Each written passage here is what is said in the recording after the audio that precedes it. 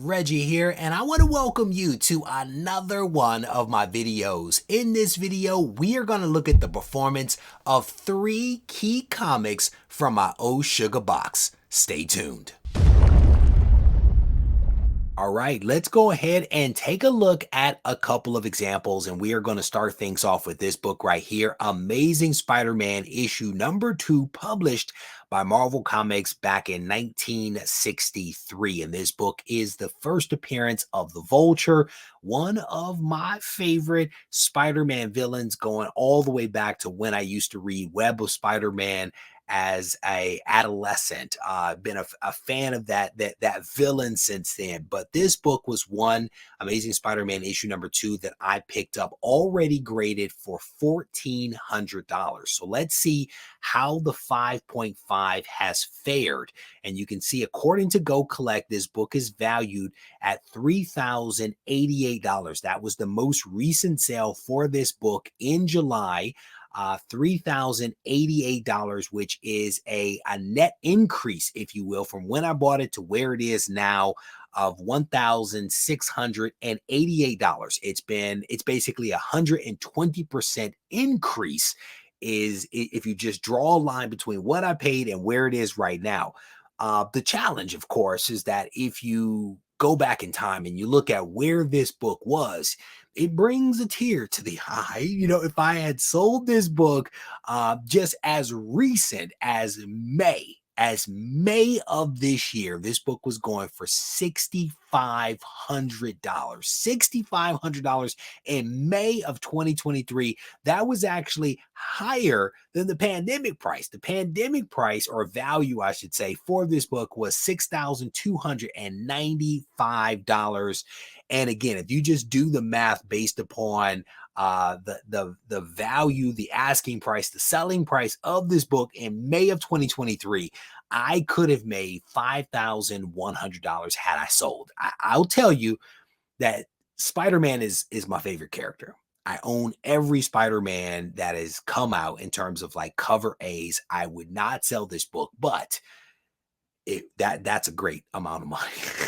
had I sold it, that is not a bad price for this book. Not a bad amount of money to put in one's pocket. But again, this is not a book that I would sell. It is a book that is part of the personal collection. And as you scroll down, you can kind of see some of the numbers here, how they play out, various formats for sales, auctions, fixed prices, best offers, eBay, heritage, etc., etc. Again, one of the cool things about Go Collect is that they give you that data. So I do enjoy looking at that. All right. So that is Amazing Spider-Man issue number 2. Next up, we are going to look at the other Spider-Man book. Amazing Spider-Man issue number 3 is next up. I, again, bought this book already graded. This was one of the last Spider-Man keys that I purchased as I finished up my complete run of Amazing Spider-Man. I bought this book from Cape and Cow Comics. I remember the day that I bought this book. That's one of the cool things about comics, is that they can transport you back in time. And I can remember the day that I parked at Cape and Cow, bought this book, ended up taking a photo in front of the shop with the shop owner. Just a really cool day to pick this one up. But this one, Amazing Spider-Man issue number 3, again, published in 1963. This is the first appearance of Doc Ock. Just a great villain for Spider-Man, Superior Spider-Man. It's Superior Spider-Man, the original run. If you have not read it, I encourage you to check it out. I paid Cape and Cow $3,000 for this book, $3,000 for a 4.0 of this book.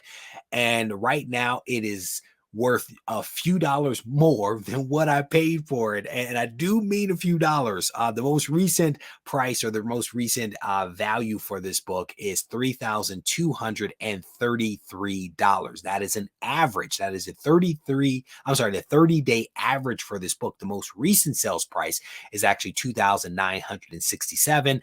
But around the same time as that last sale, there was another. So that's why we're using the average of $3,233. $233. There is a net increase of just 7.8% in the value from when I bought it to where it is right now. And again, absolute dollar amount of $233. And if we look at where this book was back in April of 2022, this book was going for $46.50. I could have netted had I sold $1,600 for this comic, which isn't a ton of money, but it is positive territory. And I've done this type of analysis for other books in the collection, like Hulk 1, ASM 1, Giant Size X-Men 1, Fantastic Four #1. And I can tell you the numbers are not always positive. So I'm very thankful that this number is in the positive territory. The other thing I will say to you is, again, both ASM 2 and 3 were books that I purchased already graded.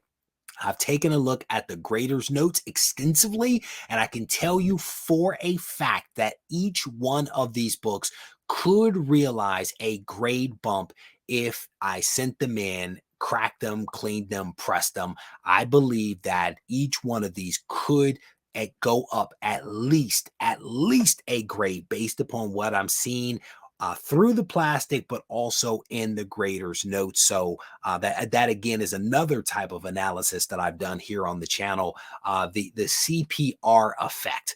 So the next book that I want to look at is one, again, that you guys have already seen at the start of this video. It is X-Men issue #2, another classic Silver Age comic, also from 1963. It was a good year. This is the second appearance of the original X-Men team, the first appearance of the Vanisher, and a really awesome red cover. Love this red cover. And again, like the other books, this book too has a lot of pressable, cleanable defects and could realize a grade bump. I picked this one up, graded at a 6.0. I paid only $500 for this book, which is crazy when you think about the X-Men's history. $500 for a 6.0 of this book. It is really interesting, but the value of the book also hasn't gone up tremendously. The most recent sale was in June 27th to be exact, and it sold for $990. We're just going to use that for the purpose of this analysis. The value of this book has basically increased from when I bought it to where it is now by 98%, or $490. Absolute dollar amount. Again, not a ton, but at least it's in positive territory. There's a reason why the X-Men were canceled back in the 60s. Wasn't great. It really wasn't. Those early X-Men books were not great. The X-Men are arguably one of the more popular Marvel teams out there. Looking forward to seeing them make their appearance in the MCU. But if I had sold this book back in, I pulled up September for some reason.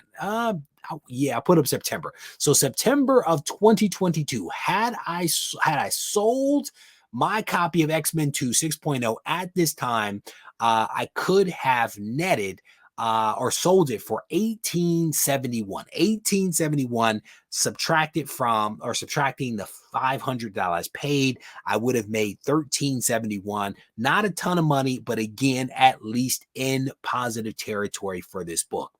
But the cool thing about taking the time to do an analysis like this is that it helps you to maybe remember and reflect upon some good decisions that you've made, maybe some bad decisions.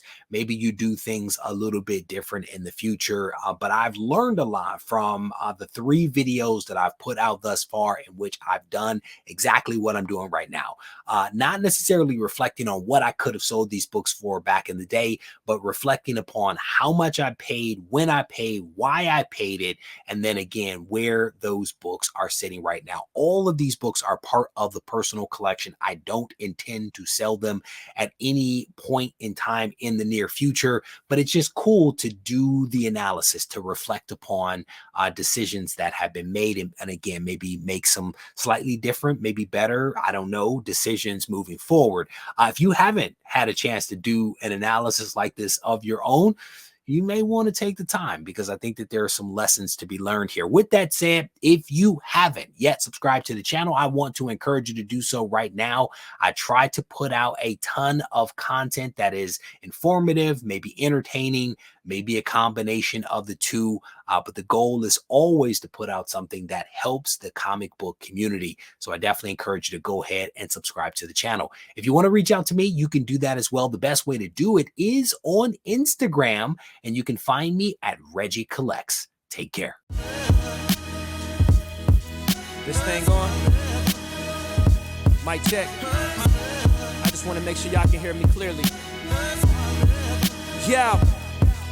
Should you practice art, or should art be your practice? I had a question, so I asked it. Not to anyone specifically, but to my inner God, you know? The one that's gonna be a master, the one that's more than a rapper, the one that's an educator, the one that seeks enlightenment. He travels with concepts, he's got the mindset expansive.